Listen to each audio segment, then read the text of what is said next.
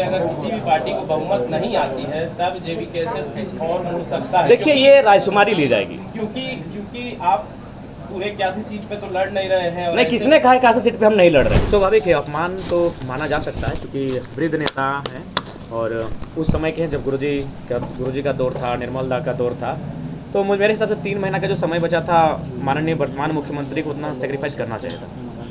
आज अगर मान के चलिए हेमंत के हाथों में जेएमएम की बागडोर है, कल किसी और के हाथों में, जैसे बीजेपी की जो बागडोर जिनके हाथों में, अभी भी मान के चलिए, देखिए जब बीजेपी को लोग याद करते अटल जी को और मोदी से तुलना करते तो अटल जी को कहते कि नहीं वो सबको लेकर चलने वाले लोग थे, इस तरह का उनके साथ माहौल नहीं था, यही पार्टी थी, इसी पार्टी के नेता थे। तो पार्टी निर्जीव है, उस पार्टी के नेता उस पार्टी को जीवंत करते हैं। तो उस समय अगर किसी भी पार्टी में अगर विचारधारा मिलने वाले लोग आएंगे, अगर वे आगे आकर अगुवाई करेंगे तो हम लोग बैठेंगे, बैठने में कोई आपत्ति नहीं। इसलिए संरक्षण की मांगे हैं कि हमारा जो कौम है उस कौम का उत्पत्ति हुआ है कुड़ुम शब्द से, कुड़ुम यानी कुड़मी, तो हम लोग का संबंध है कोड़ना यानी मिट्टी। तो आज अगर सबसे ज़्यादा अगर आप बात करें झारखंड में, अगर जमीन किसी उद्योग धंधे में माइंस में गया है तो नो डाउट हमारे कौम का गया है। क्यों गया है? इसी कारण कि उनको नोटिफिकेशन के बिना इसीलिए हटाया गया था। मैं आपको एक तर्क फिर दे रहा हूँ, 1907 में जब 1908 में जब सेंटी कानून बना, चूँकि 1907 में आपका टाटा जमशेदपुर का स्थापना हुआ, भारी मात्रा में जमीनें ली गई और जब तक 1950 का नोटिफिकेशन नहीं आया था तब तक फिर झारखंड में जमीन का लूट खसोट नहीं हुआ था। लेकिन जैसे फिर 1950 में उनको नोटिफिकेशन उसे बाहर किया गया, सिंदरी कारखाना लगता है, बीएसएल लगता है, और हम लोग इस राज्य में जो 24 वर्षों का राज्य होने को जा रहा है, उसके उद्देश्य क्या थे, उस राज्य का गठन आखिर क्यों किया गया था, उस गठन करने के बाद उस उद्देश्य की पूर्ति हुई कि नहीं, तो मुझे लगता है उस उद्देश्य को लेकर हम लोग पुनः इस राज्य में जाने का कार्य करेंगे। तो सबसे पहले हम लोग आपके माध्यम से तमाम इस राज्य में जो भी ऐसे लोग हैं जो अन्य पार्टियों से जुड़े हैं, अन्य पार्टियों में उनकी आस्था बनी रही है, उन्हें हम चाहेंगे झारखंडी विचारधारा अगर उनके हृदय में आज भी समाहित है तो उनका सादर अभिनंदन है, स्वागत है, और उनका हमारे राजनीतिक दल में जो नए तौर पर, नए तरीके के साथ और नए मापदंडों के साथ झारखंड की राजनीति में क्रांतिकारी पहल के तहत कदम रखने जा रही है, उनका सभी का स्वागत है। और साथ ही साथ चूँकि झारखंड की राजनीति में काफ़ी उठापटक हो रही है, काफ़ी दांव पेच दिख रही है, इस बीच हम लोग राज्य की स्थिति को जो पा रहे हैं, और सबसे पहले माननीय मुख्यमंत्री पुनः आए हैं तो उनको स्वागत करते हैं। हालांकि चंपई चाचा का इस हाल में नहीं छोड़ना चाहिए, फिर भी जो उनको हम स्वागत करते हैं और उन्हें आशा करते हैं कि आज विशेष सदन बुलाया गया था। हम उम्मीद करते हैं कि विशेष सदन झारखंड के युवाओं के लिए बुलाया जाए, झारखंड के छात्रों के लिए बुलाया जाए, झारखंड के किसानों के लिए बुलाया जाए और उनकी समस्याओं का भी निदान इसी प्रकार विशेष सदन के माध्यम से हो। और पुनः चूँकि जैसा कि हम लोग देख पा रहे हैं, आज भी केवल हमारे जो विधायकगण हैं उनकी सैलरी में इंक्रीमेंट हो रहा है, लेकिन हमारे जो आज सहायक पुलिसकर्मियों की बात करें तो वो धरने पर बैठे हैं। आज उनकी ओर से एक पोस्टर देखें, जरा बहुत ही मार्मिक पोस्टर था कि हमें नक्सली बनने पर मजबूर ना किया जाए। तो ऐसे में हम अपेक्षा रखते हैं पुनः जो गठित हो रही है हमारी सरकार नए मंत्रियों के साथ एक फ्रेश होकर उनसे आशा करते हैं उनकी समस्या का निदान हो। हमारे पास अभी रास्ते में चलते चलते झारखंड स्टेट फार्मेसी काउंसिल के साथी मिले, उनका प्रतिनिधिमंडल मिला, उनकी भी जो मांगे हैं कि 23 वर्षों से एक छात्र जो व्यक्ति आज नहीं रहे, शायद 23 वर्षों से उनका कार्यकाल रहा, लेकिन वहाँ के झारखंडी लोगों को मौका नहीं मिला, जिस कारण काफ़ी समस्याएं हैं। तो इन समस्याओं का समाधान हो, निदान हो। और आज के प्रेस कॉन्फ्रेंस का जो महत्वपूर्ण उद्देश्य यही है कि हम लोग खुला आमंत्रण, खुला निमंत्रण उन सबों के लिए कि वे लोग हमारे साथ चलें जो झारखंडी भावनाओं के साथ है, जो झारखंडी राज्य को अलग गठन करने के समर्थक रहे हैं। हम लोग पुनः एक नए सिरे से इस नए राज्य को पुनर्स्थापित करते हुए एक नई विचारधारा के साथ इस राज्य के जो आवाम है 3.25 करोड़ 3.5 करोड़, उनके जो सपने हैं, उनकी जो मांगे हैं आज भी जस की तस दिख रही हैं, तो उन्हें हम पूरी कैसे कर पाएँ, उसके लिए आप सभी का सहयोग की आवश्यकता है। अतः उनका हम लोग स्वागत करते हैं। और बाकी आपके सवाल। सिर्फ भाषा में बनी आपका आंदोलन, अब राजनीति पार्टी में जा रहे, तो आपके आगे का क्या ऐसा विचार है, क्या लोग आपके साथ जुड़े? सिर्फ भाषा में आप राजनीति या मुख्यमंत्री बनने का सपना कैसा लेकर? देखिए, सबसे पहले बात, ना हम लोग मुख्यमंत्री बनने का सपना लेकर आए हैं, ना विधायक बनने का सपना लेकर आए हैं। हम लोग मुद्दों के साथ खड़े रहे, जिन मुद्दों के साथ झारखंड के नेताओं को खड़ा होना चाहिए था। अब तो ये हम लोगों का 2 साल का कार्यकाल रहा है और हम लोग का ये आवाज़ बनने का काम किया कि अब हमारे नेता, हमारे विधायक कानून की किताबें पढ़ने लगे हैं और मुद्दों पे बात करने लगे। नहीं तो ये मुद्दों को इग्नोर कर देते थे, आप खुद उनसे सवाल पूछते तो वो सीधा स्किप कर जाते थे, यानी मुद्दों पर बात करना ये मुनासिब नहीं समझते थे। तो अगर ये मुद्दों पर बात कर रहे हैं अब वो सांसद दिल्ली में जाके लघु उद्योग कुटीर उद्योग की बात कर रहे हैं पलायन को रोकने के लिए, तो ये बड़ी बात है, हमारी उपलब्धि है। तो अगर आपको अभी भी लगता है तो मैं आपको पुनः कहूँगा, अभी भी हमें दोनों राजनीतिक दलों से अभी तक का ऑफर है कि 7 सीटों का 9 सीटों का है।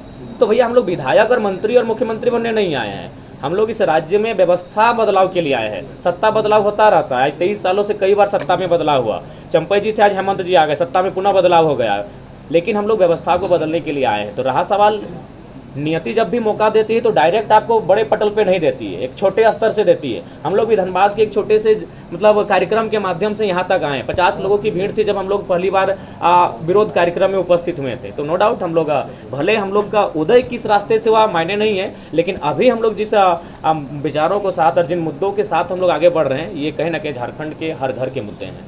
महत्वपूर्ण कौन से मुद्दे होंगे आगे वाले? देखिए, महत्वपूर्ण मुद्दे मैं बार बार कह रहा हूँ, महत्वपूर्ण मुद्दे बहुत सारे होंगे, महत्वपूर्ण मुद्दे एक नहीं है। और झारखंड विविधताओं का राज्य, आप स्पष्ट जानिए, आप किसी भी राज्य को अगर आप पढ़ने जाएंगे, उस राज्य को अगर अध्ययन करने जाएंगे, तो अनुसूची 9 का अगर अध्ययन करेंगे तो सभी राज्यों का अपना भूमि का जो कानून है एक ही है। लेकिन आप अगर झारखंड की बात करेंगे तो आपका संथाल में संथाल परगना टेनेंसी एक्ट मिलेगा, आपका छोटा नागपुर में छोटा नागपुर टेनेंसी एक्ट मिलेगा, और फिर कोल्हान में आपका विल्किंसन रूल मिलेगा। तो झारखंड विविधताओं का राज्य है, तो यहाँ मुद्दे भी विभिन्न हैं, विविधताओं में हमारे मुद्दे भी हैं। तो उन सारे मुद्दों को एक जगह इंक्लूड करते हुए, एक निचोड़ निकालते हुए, उन तमाम मुद्दों को हम लोग बिंदुवार करते हुए विधानसभा के चुनाव में हम लोग आएंगे। शहरी क्षेत्र के भी कई मुद्दे हैं जी, मुद्दे हर जगह हैं, मुद्दे हर घर में हैं, शहर में भी हैं, उन शहर के मुद्दों के साथ भी हम लोग खड़े पाएंगे अपने आप को। लोकसभा चुनाव के परफॉर्मेंस को देख करके ऐसा प्रतीत होता है कि आने वाले विधानसभा चुनाव में आपकी उपस्थिति किसी दूसरे पार्टी को फायदा पहुंचा सकती है? नहीं, हम लोग तीसरे विकल्प के तौर पे आ रहे हैं।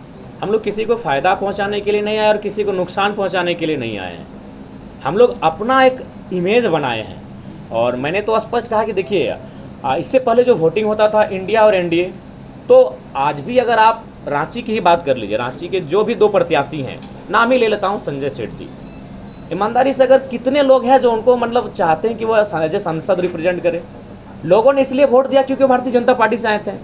जो सहाय जी की बेटी हैं, कौन लोग हैं भाई जो मैंने, एक तो सहाय जी को 20 साल नेतृत्व का अवसर दिया, अब उनकी बेटी जो किसी कार्यक्रम में उपस्थित नहीं हुए, जो धूप कंकर मैंने धूप बारिश कोई मैंने झेली नहीं है, जो झारखंड के लोगों की भावना को, भाषा को नहीं ठीक से समझ पाती हैं, जो कहाँ रही हैं, कितने लोग हैं, तो मजबूरी में वोट करते हैं। हमने उस मजबूरी को मजबूती का नाम दिया है। तो इसीलिए अगर आप भी अगर सोच रहे हैं ऐसा कि हम किसी को फायदा, किसी को घाटा पहुंचाने हैं, बिल्कुल नहीं। हम मजबूरी से जो लोग वोट करते थे, उस वोट को मजबूती से तब्दील करने आए कि आपको हम तीसरा विकल्प दे रहे हैं। पीजीटी के छात्रों का कुछ मुद्दा है कि छात्र नेता अब राजनेता बन गए हैं, हमारे साथ थोड़ी है। नहीं, हम लोग उनके साथ हैं, हम लोग हमेशा साथ हैं। हमने तो कल भी बयान दिया था, आज भी दे रहे हैं और कल भी देंगे कि अगर हमें अवसर मिलेगा तो मुद्दों को सदन में रखेंगे, और वहाँ अगर अवसर नहीं मिला तो सड़क में है आपके लिए, सड़क में बैठे हैं आपके लिए। एफआईआरों में हमारी कोई कमी नहीं आई है। लोकसभा चुनाव लड़ते लड़ते 4 एफआईआर मैंने हमारे ऊपर हुआ है। तो हम लोग कब मुद्दों से भागे हैं और कब उनके मुद्दों से हम लोग अपने आप को दूर किए हैं? नहीं मिलने जाएंगे जी, इसके बाद हम तो सुबह ही जाने वाले थे, वो स्वयं नहीं थे अपने धरना स्थल पर। आंदोलन की शुरुआत में कई आपके ऐसे साथी थे जो साथ में थे, जिन्होंने शुरुआत से आपका साथ दिया, लेकिन बहुत से ऐसे लोग हैं जो अब आपके साथ नहीं है, क्यों? देखिए, ऐसा आंदोलन की शुरुआत से, देखिए, पहला बात कोई साथ देने के लिए नहीं आए थे, सब कोई आए थे कि जब हम आंदोलन में आएंगे, लोगों के बीच आएंगे, लोगों के बीच हमारी पहचान बनेगी, हम लोग चुनाव लड़ेंगे। तो सब अपनी अपनी मोनोपोली लेकर आए थे। लेकिन हम तो एक छात्र थे, हम तो उस दिन जाना भी नहीं चाहते थे आंदोलन में, चले गए। नियति हमें लेकर जा रही थी। अब लोगों ने हमें पसंद किया, लोगों ने हमारे नेतृत्व को स्वीकार किया, तो उसमें हम क्या कर सकते हैं? हमने तो कभी नहीं कहा कि हमारे हाथों में नेतृत्व दीजिए। लोगों ने स्वीकार किया, लोगों ने विश्वास किया। और ये साथी पुराने नए क्या, अभी हो सके इसी सभागार में हमारे बहुत सारे साथी हैं जो 3 महीना बाद हमारे साथ नहीं दिखेंगे। जो साहब जो कहना है वो साहब कहेंगे। शुरू से ही आंदोलनों के पीछे आपकी राजनीतिक महत्वाकांक्षा नहीं, बिल्कुल नहीं। अगर आप हैं तो प्रमाणित कीजिए। हमने तो कभी राजनीतिक महत्वाकांक्षा नहीं। अच्छा, अगर है तो हम आपको, चलिए हम आपको 10 लाख रुपया देते हैं, आप एक नेता बना दीजिए। तो 10 लाख रुपया दे रहे, 1 करोड़ रुपया दे रहे हैं, किसी भीड़ से जाइए और किसी कॉलेज के पढ़ने वाले नेता को सीएम के रूप में फेस करवा दीजिए। सर, बोलना आसान है, नेता बन जाएगा रातों रात, इतना आसान चीज़ है? उसके लिए लड़ना पड़ता है, उसके लिए कलेजा चाहिए, जिगर चाहिए, बात करना होता है बीसीसीएल के खिलाफ, धरना देना पड़ता है, केस खाना पड़ता है। नेता ऐसे बनता है? 10 लाख दें आपको, नेता बना दीजिए। जयराम जी, आप 50-55 सीट पर आगामी विधानसभा चुनाव में लड़ने वाले हैं। ऐसे में अगर चुनाव में अगर किसी भी पार्टी को बहुमत नहीं आती है, तब जेवीकेएसएस किस और मुड़ सकता है? देखिए, ये रायशुमारी ली जाएगी, क्योंकि आप पूरे 81 सीट पे तो लड़ नहीं रहे हैं। नहीं, किसने कहा 81 सीट पे हम नहीं लड़ रहे हैं? पिछले प्रेस कॉन्फ्रेंस हमने क्या कहा था? पहला बात, आप लोग हर चीज को आप ले लेते हैं एकदम। हमने क्या था अनुमान, हमने क्या कहा था? हम लोग 8 लोकसभा लड़े हैं, 8 6 48 होता है, 17 और झारखंड में 5 सीट यानी 46 तो लड़ेंगे ही लड़ेंगे। जहां लोकसभा लड़े हैं वहां विधानसभा लड़ेंगे ही लड़ेंगे। हम लोग जमशेदपुर नहीं लड़े थे, गोड्डा नहीं लड़े थे, पलामू में नहीं लड़े थे। हम ये आपको बता रहे थे कि अनुमान हम लोग 55 तक जा रहे हैं। अब हमने ये कहा था कि अनुमान, तो अगर समय बीतता जाएगा, हम लोग आगे बढ़ते जाएंगे, 81 को टच करेंगे, उसमें क्या हर्ज है? और कोई सवाल? जयराम जी, अगर आपको किंग मेकर बनने की का मौका मिलता है तो वैचारिक तौर पर आप किसके नज़दीक होंगे, एनडीए या इंडिया? देखिए, हमें लगता है उस समय रायशुमारी ही होगी, वैचारिक रूप किसी का नहीं होता है। पहला बात है कि जो पार्टी होती है ना, पार्टी निर्जीव होती है। वर्तमान उस समय पार्टी को चलाने वाले नेता उसको जीवित रखते हैं। तो आज अगर मान के चलिए हेमंत के हाथों में जेएमएम की बागडोर है, कल किसी और के हाथों में, बीजेपी की जो बागडोर जिनके हाथों में, अभी भी मान के चलिए, देखिए जब बीजेपी को लोग याद करते अटल जी को और मोदी से तुलना करते तो अटल जी को कहते कि नहीं वो सबको लेकर चलने वाले लोग थे, इस तरह का उनके साथ माहौल नहीं था। यही पार्टी थी, इसी पार्टी के नेता थे। तो पार्टी निर्जीव है, उस पार्टी के नेता उस पार्टी को जीवंत करते हैं। तो उस समय अगर किसी भी पार्टी में अगर विचारधारा मिलने वाले लोग आएंगे, अगर वे आगे आकर अगुवाई करेंगे तो हम लोग बैठेंगे, बैठने में कोई आपत्ति नहीं है। व्यक्तिगत विचारधारा मैटर करेगा नेताओं का? जी नेताओं बिल्कुल। का व्यक्तिगत, पार्टी की कोई विचारधारा नहीं होती है। पार्टी की विचारधारा को नेता ही जीवित करते हैं। पार्टी की विचारधारा किताबों में रह जाती है, लेकिन नेचुरल नहीं है। सरकार के अंदर कुछ ना कुछ गतिविधियां ऐसी हो रही होंगी जो अनबैलेंस थी। सुनने में तो ये आ रहा था कि उनके जो गठबंधन के साथी हैं वो दिल्ली तक अपनी फरियाद लेकर पहुंचे थे, तो कुछ है अंदर की बातें। पिछली बार आपने इरफान अंसारी का जिक्र किया था, वो भी एक बार मंत्रिमंडल में इंक्लूड हो रहे हैं, उनके लिए कुछ सजेशन? हाँ, सजेशन यही रहेगा कि कॉमेडी थोड़ा ना करें और जो गंभीर मामले हैं उनको उठाएं। विशेषकर संथाल परगना का जो प्रमंडल जहाँ से वो आते हैं, वहाँ जो समस्याएं बढ़ रही हैं, उन समस्याओं का निदान करें। चंपई सोरेन को हटाने को लेकर के एक राजनीतिक सेशन में ये देखा जा रहा है कि जो संथाल के आदिवासी हैं उनका कहीं न कहीं अपमान हुआ। आप किस नजर से देखते हैं? स्वाभाविक है, अपमान तो माना जा सकता है क्योंकि वृद्ध नेता हैं और उस समय के हैं जब गुरुजी का दौर था, निर्मल दा का दौर था। तो मेरे हिसाब से 3 महीना का जो समय बचा था, माननीय वर्तमान मुख्यमंत्री को उतना सेक्रीफाइस करना चाहिए था। आपकी पार्टी का 6 तारीख को शायद रजिस्ट्रेशन कंप्लीट होने वाला है, क्या वो प्रक्रिया संपन्न हो गई है? जी, लगभग संपन्न हो चुकी है। कल या परसों हम लोग का दिल्ली का बुलावा है। हमारी टीम जो हैंडल कर रही है वो जाने वाली है। हमारे व्यूवर्स का मतलब एक कमेंट आया है, कह रहा है कि जेवीकेएसएस आदिवासी विरोधी पार्टी है। अच्छा, ठीक है। देखिए, पहला बात व्यूवर्स कहें, ठीक है, कौन सा काम हमारा आदिवासी विरोधी, जरा बताएं। कोई बयान हमारा आदिवासी विरोधी, हमारा कोई काम आदिवासी विरोधी? तो फिर आप इतने बड़े पत्रकार हैं, इतने बड़े कक्ष में बैठे हैं पत्रकारों के बीच और एक व्यूअर के कमेंट को उठा लिया, आपके पास कोई तर्क ही नहीं है, तो नहीं लगता कि आप अपना भी समय जाया कर रहे हो, मेरा भी? कल हम मुआवजा दिलाए 15 लाख का, वो आदिवासी परिवार था। भूमिज परिवार को हम 26 लाख का मुआवजा दिलाए। कोई काम बताइएगा तब ना। ऐसे कोई व्यूअर मैंने कोई फेसबुक में कोई लिख दिया, आप उसको गंभीर रूप में सवाल ले लेंगे।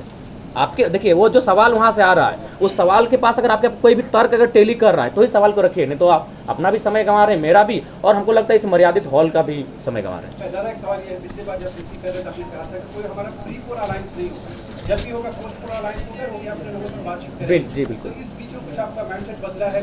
नहीं, माइंडसेट वही है। अलायंस के लिए बहुत सारी टीमें आई हैं और जो प्रभारी बन के आ रहे हैं उस केबिन में भी उस बैठकर हमारी चर्चा हो रही है हमारे नाम का।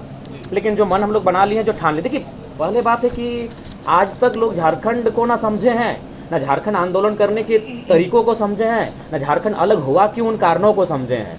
देखिए, अगर आप झारखंड आंदोलन को समझ रहे हैं तो आपको भी मालूम है, आपको 1985 का दौर जाना होगा, 90 का वो दौर जाना होगा, निर्मल दा की शहादत को समझना होगा। उस समय जो परिस्थितियाँ थीं झारखंड राज्य में, विशेषकर जो इंडस्ट्रियल बेल्ट जिनका उत्थान हो रहा था, माइंस, उन क्षेत्रों को समझना होगा। देखिए, ये चीज़ सच्चाई है, झारखंड भले आज 24 जिला हमारे पास है, लेकिन 7-8 जिले ऐसे हैं जिनको झारखंड राज्य नहीं चाहिए था, कोई मतलब नहीं था। तो इसलिए पहला बात, आज भी लोग समझे नहीं झारखंड, तो इसीलिए हमारी आइडियोलॉजी है भैया, हम लोग आइडियोलॉजी के साथ चलेंगे। हम लोग एक प्रयास करने आए हैं, तो आज देख सकते हैं, आज यही झारखंड मुक्ति मोर्चा है और इसके संस्थापक के वो फोटो तक नहीं उस बैनर में। जयराम जी, अभी किसी पत्रकार साथी ने पूछा कि उनके व्यूअर ने कोई कमेंट किया है, तो उसका आपने कहा कि जी, मेरा कहना ये है कि अगर अगर कोई व्यूअर या फिर कोई समर्थक कमेंट कर रहा है उसका जवाब तो आपको देना ही पड़ेगा कि आज तो हम भी तो आपसे पूछेंगे कौन सा सब नहीं हाँ चाहे हम जेएमएम ठीक की है। बात करें, नहीं मेरा बात हाँ, बोलिए। चाहे हम जेएमएम की बात करें या भाजपा की बात करें, हमेशा से उन लोगों ने जनता को नजरअंदाज किया। उनके व्यूअर ने अगर सवाल किया है तो जवाब आप देंगे, आपने क्या किया था। तो हम तो वही पूछ रहे हैं कैसे अब व्यूअर पहला बात तो व्यूअर क्या वहाँ तय भी नहीं कि व्यूअर आपका 18 साल प्लस का भी, लेकिन उसकी बौद्धिकता भी है कि नहीं है। आप पहला बात अच्छा आदिवासियों में रुचि भी कम दिख रही है। अरे भाई रुचि, झारखंड विविधताओं का राज्य है। मुख्यमंत्री भी तो पलामू में नहीं है, हेमंत सोरेन पलामू में नहीं है, नहीं हेमंत सोरेन भी पलामू में नहीं है, जेएमएम पलामू में नहीं है, बीजेपी कोल्हान में नहीं है। आपने वो सवाल कभी उनसे किया? रुचि देखिए समय लगेगा जब झारखंड राज्य को नहीं ठीक है प्रेस वार्ता का मतलब, लेकिन आप बताइए कौन सा आदिवासी कार्य हमारा। आपने कहा आप ठीक है, किसी ने कहा आप महतो विरोधी, किसी ने कहा आप मुस्लिम विरोधी, किसी ने कहा आप स्वर्ण विरोधी हैं, तो कैसे हैं बताइए ना। हम सपने में जान रहे हैं हमने कब विरोध किया, मेरा कौन सा स्टेटमेंट है। गजब हाल आप करते हैं, बताइए कहाँ हमने विरोध किया, क्यों विरोधी हैं, हम कैसे विरोधी हैं। तो वही तो हमने पूछा कि क्या आपके पास कोई तर्क है, कोई आर्गूमेंट है। अरे सवाल देखिए, सवाल विरोधी का सवाल आया है, दूसरा सवाल होता हम बात करते हैं। आपने कहा विरोधी, कैसे, मेरा कौन सा स्टेटमेंट है। हम भी आपको कह दें आप हमारे विरोधी हैं, तो कुछ भी आप टेली की देखिए कुछ हर सवाल का उत्तर। पहला बात है कि फर्स्ट टाइम आप भी जानते हैं कि फर्स्ट टाइम झारखंड में कोई लीडर है जो सवाल को स्किप नहीं करता है। तो जब हम आपके सवालों का उत्तर दे रहे हैं तो ऐसा नहीं कि आप कोई भी बेतुका सा मतलब अगर कहीं सवाल उठ के आया तो उसको टेली कीजिए, नहीं टेली कीजिए आप नहीं तो जनता। अच्छा एक बात बताइए, जनता कौन सा सवाल करेगी। 1 मिनट, आप लोग इंटेलेक्चुअल लोग हैं, थोड़ा सा भी अपना मेहनत नहीं करेंगे। जनाब जी अगला सवाल ये है, जनाब जी लोकसभा चुनाव में अल्पसंख्यक आपके साथ खड़े दिखे, जब आप ये कहते हैं कि हम चुनाव के बाद एनडीए के साथ या इंडिया के साथ जाएंगे, तो कहीं न कहीं जो अल्पसंख्यक समाज है वो बीजेपी को लेकर नेगेटिव एक पर्सपेक्टिव रखते हैं, क्या कहेंगे इसमें। देखिए सबसे पहली बात है कि हमने पहले कहा है कि जब हम लोग कुछ भी तय करेंगे तो अपने जनता के बीच बैठेंगे और उसके बीच जो रायशुमारी है उसके बाद हम लोग तय करेंगे। तो जब हम जनता के बीच बैठेंगे तो क्या हुआ, जनता अल्पसंख्यक नहीं होगी, जनता तो अल्पसंख्यक भी होगी ना। कुर्मी समाज का भी मांग है कि आदिवासी सूची में शामिल किया जाए, आपका क्या स्टैंड है। देखिए हमने स्पष्ट कहा है कि जब हम लोग सदन में आएंगे, देखिए जहाँ समस्या है समाधान वहीं है। और जहाँ तक कुर्मी समुदाय का मांग है ये आज का नहीं है, जब हमारा जन्म नहीं हुआ था, हमारे पिताजी का जन्म नहीं हुआ था, जब से 1950 में बगैर नोटिफिकेशन के उनको शेड्यूल ट्राइब, जो उस समय प्रिमिटिव ट्राइब होता था वर्जिन उसके नाम से, उस समय शेड्यूल ट्राइब नाम नहीं था, तो उस समय हम लोग सूचीबद्ध थे बाकायदा, हमारा CNT में सारी चीज़ें आ रहा। ऐसा नहीं आज आप आदिवासियों के पीछे हम लोग, ऐसा बात नहीं, हम लोग दूर में रहते हैं। उनका भी कहना भाई आप ट्राइब हैं, कौन कह रहा है कि आप ट्राइब नहीं, बस शेड्यूल मत हो। उनको ये इस बात का डर है कि जो 26% के रिजर्वेशन है उसमें उनको लग रहा है कि मतलब हम लोग का मैंने आपकी एंट्री होगी तो हमें हमारा हक अधिकार वंचित होगा। तो उस पर हमने स्पष्ट कहा है कि इसी देश में 2016 से पहले कोई ऐसी व्यवस्था नहीं थी कि जो लोग रिजर्वेशन का लाभ नहीं ले रहे हैं वे लोग आएंगे, लेकिन अचानक 2016 में एक बिल आता है EWS के नाम से, पूरा देश उसे स्वीकार भी करता है। तो मेरे कहने का तात्पर्य पहला बात है कि इस माइंड से आपको देखना होगा कि हमारी जो मांगे हैं वो आरक्षण की नहीं, वो संरक्षण की है। इसलिए संरक्षण की मांगे हैं कि हमारा जो कौम है उस कौम का उत्पत्ति हुआ है कुड़ुम शब्द से, कुड़ुम यानी कुड़मी, तो हम लोग का संबंध है कोड़ना यानी मिट्टी। तो आज अगर सबसे ज़्यादा अगर आप बात करें झारखंड में, अगर जमीन किसी उद्योग धंधे में माइंस में गया है तो नो डाउट हमारे कौम का गया है। क्यों गया है? इसी कारण कि उनको नोटिफिकेशन के बिना इसीलिए हटाया गया था। मैं आपको एक तर्क फिर दे रहा हूँ, 1907 में जब 1908 में जब CNT कानून बना, चूँकि 1907 में आपका टाटा जमशेदपुर का स्थापना हुआ, भारी मात्रा में ज़मीनें ली गई, और जब तक 1950 का नोटिफिकेशन नहीं आया था तब तक फिर झारखंड में ज़मीन का लूट खसोट नहीं हुआ था। लेकिन जैसे फिर 1950 में उनको नोटिफिकेशन से बाहर किया गया, सिंदरी कारखाना लगता है, BSL लगता है, और ऐसे अनगिनत कारखाने झारखंड में लगते हैं। शायद HEC भी उसी पीरियड का होता है, हिंडाल्को उसी पीरियड का होता है। तो ये मामला जो है ना वो सिर्फ और सिर्फ ज़मीन का मामला था। तो इसीलिए हम चाहेंगे उनकी ज़मीनों को सुरक्षित करने के लिए। और देखिए भारत एक संवैधानिक देश है, इस देश के संविधान के आर्टिकल 48 में पशु पक्षियों को संरक्षण की बात है, वन्य जीवों को ये संरक्षण देता है, वन्य जीवों का ये ख्याल करता है। तो कोई भी इंसान है एक ऐसा रूल लेके आएँ, ऐसा विकल्प लेकर आएँ, एक ऐसा कॉलम लेकर आएँ कि विवाद ना हो, इनका विवाद ना हो और इनका सम्मान भी बच जाए, इनका अधिकार भी बच जाए, संरक्षण मिल जाए। तो हमने तो स्पष्ट कहा है कि हम लोग जब जाएंगे तो एक जिस प्रकार से एक नया अचानक EWS का कानून आया, हम लोग एक न्यू कोई कॉलम लेकर आएंगे और ये विवाद का समाधान करेंगे। बायोम मेडिकल प्रिपरेशन का एकमात्र संस्थान जहां है complete digital classrooms, individual doubt counters, video lectures, student tracking system, library facility, 100% result oriented rankers batch, study package and class notes in PDF। Jharkhand के इतिहास में पहली बार नीट UG में 700 मार्क्स पार। 10th पास स्टूडेंट्स के लिए फाउंडेशन कोर्स और 11th पास student के लिए फ्रेशर कोर्स। 12th पास स्टूडेंट्स के लिए टारगेट कोर्स 18 अप्रैल से शुरू हो रहे हैं। Contact biome.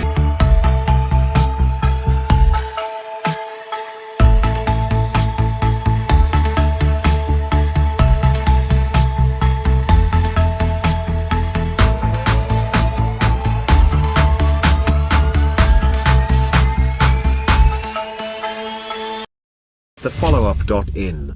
Like, share, and subscribe. www.thefollowup.in